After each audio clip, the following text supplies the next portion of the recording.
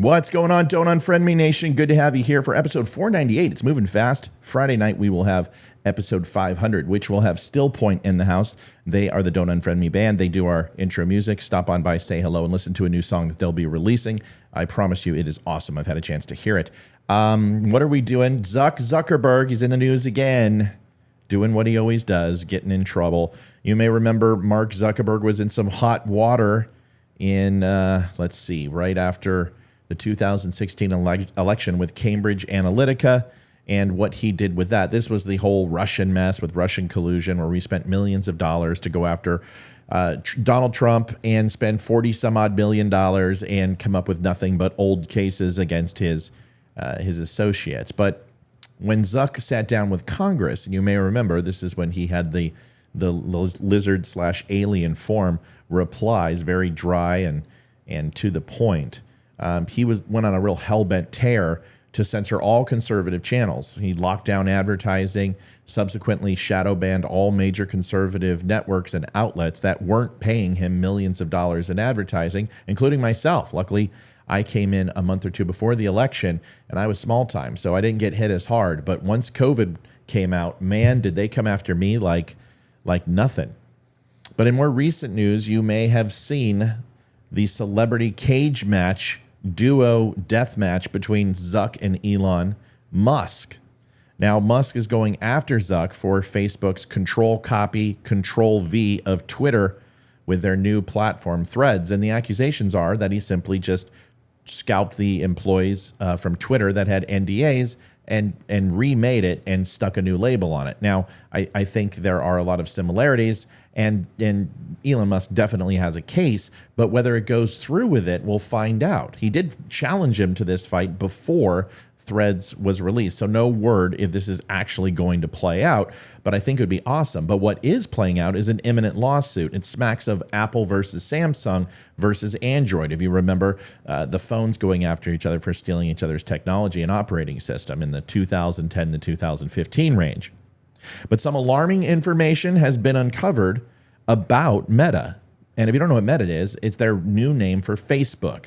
They kind of wanted to move away from the Facebook mantra, the Facebook moniker, due to the negative attention they received by Congress, and censoring was all over the news. Obviously, looking at the Twitter leaks, Facebook decided to protect itself and rename itself. Now, Meta encompasses, it's the umbrella for Facebook, Instagram, Snapchat, WhatsApp, and Threads.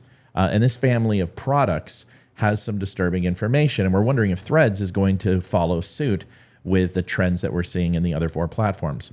With the new movie Sound of Freedom, it came out over the weekend, July 4th, when it's competing against Indiana Jones with some amazing marketing, releasing on a weekend, puts them in first place ahead of Indiana Jones, gives them some notoriety, and the rest is history, making 41 some odd $41 million, beating out Indiana Jones on opening night. And the movie is getting some much deserved attention because child sex trafficking is real. No matter what you read on the internet talking that it's a QAnon movie and all this other stuff, that is just the media doing what the media does because the main actor believes in Jesus, believes in God, and this effort, some of the things that they've said off screen has created this overall moniker that this is a QAnon movie, which is ridiculous. Anyone that knows anything knows that child sex trafficking and trafficking is a huge worldwide problem. And I don't care how crazy you are or how many conspiracies you have, it doesn't need to be made up. This is true. Child sex trafficking is increasing and rising all over the U.S. and the world. And it's a pivotal focus for trafficking overseas and domestically here in the United States. This issue, it's a heavy topic, and it needs to be taken seriously by all, and everyone needs to help combat it. But the question is, are other companies doing what they truly can if they are inadvertently or intentionally helping these type of traffickers work in anonymity? Florida's Attorney General Ashley Moody has called for CEO Mark Zuckerberg to testify regarding the findings of a human trafficking survey conducted in Florida. I'll put it up on the screen for you. The statewide Council on Human Trafficking, in collaboration with law enforcement agencies across the United States, but predominantly in Florida, examined cases where social media platforms potentially facilitated human trafficking. Now, I want to be really honest here. I'm not accusing Meta of doing this intentionally. I'm just saying that it's happening, and that is the fact. As far as whether they know about it or not, Facebook obviously has not commented on this, and hopefully they do after seeing this video, if anyone there does. Moody stated that since 2019, over half of the reported instances involving social media platforms in Florida human trafficking cases were linked to Meta-owned platforms, including Facebook, Instagram, Messenger, and WhatsApp. Now, if it's only 3 or 4 cases, who cares, right? I mean, it's horrible, obviously, but things happen. There are shark attacks all the time. It doesn't mean it's something that we need to focus on every single moment of the day, although they're increasing as well if you look at recent news.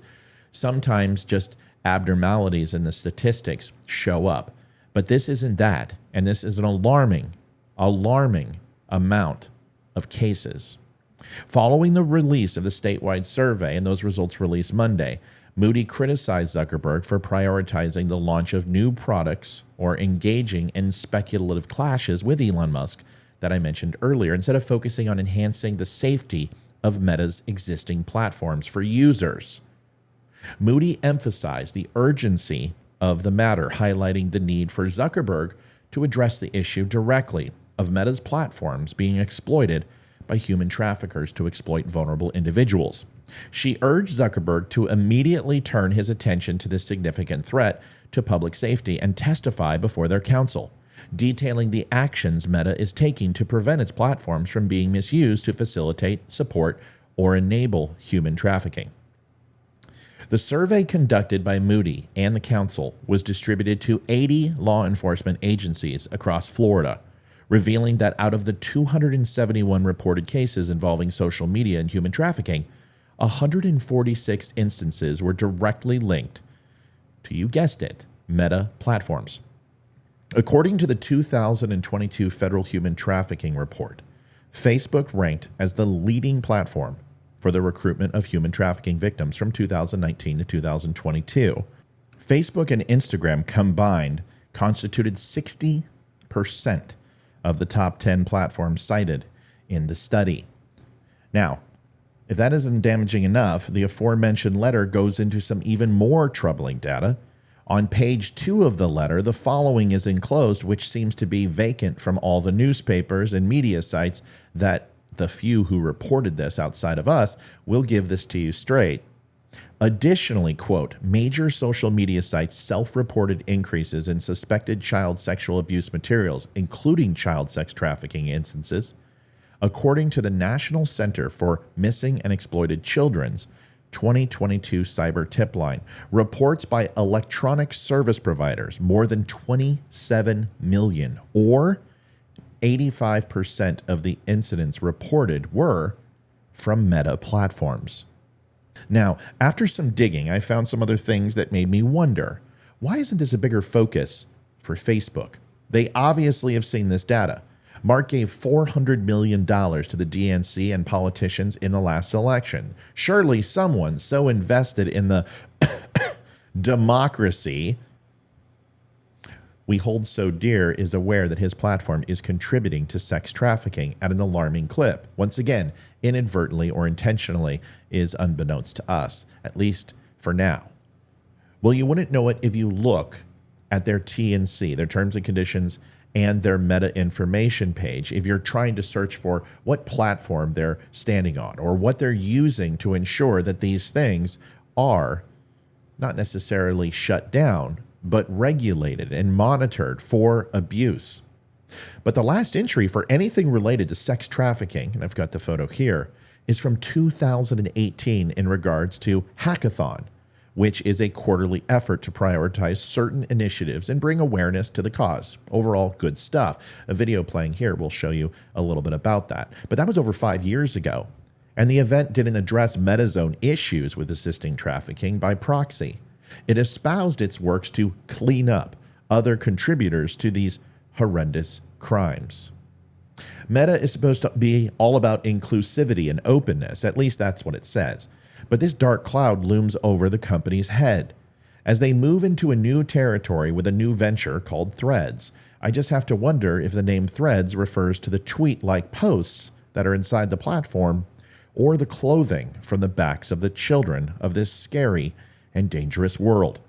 If Elon Musk wants to deliver a knockout punch, maybe he should start with why Zuckerberg and Meta are contributing and seemingly doing nothing to stop this abhorrent practice. The next council meeting is scheduled for October 2nd, 2023, and Moody has requested a response from Zuckerberg no later than September 5th. We will keep you informed and let you know if we hear anything. Do me a favor if you have not already. Please like, share, and subscribe to the Don't Unfriend Me Show at The Dumb Show, or go to thedumbshow.com, pick up a cool hat or a shirt or a coffee mug. I don't have, oh yeah, I do. Got the cool coffee mug. Here we go. See? I'm David Boreanaz with the Cast of SEAL team, and we have an important message for returning vets. We want you to know if you're struggling to cope, there's help and it's just a phone call away. The Veterans Crisis Line is staffed with experienced professionals who know your struggles. There's no greater sacrifice in service to our country. We're able to enjoy our freedoms because of it. Your service is important, you are important. For vets and their families, the Veterans Crisis Line is here to help 24 hours a day. Please call.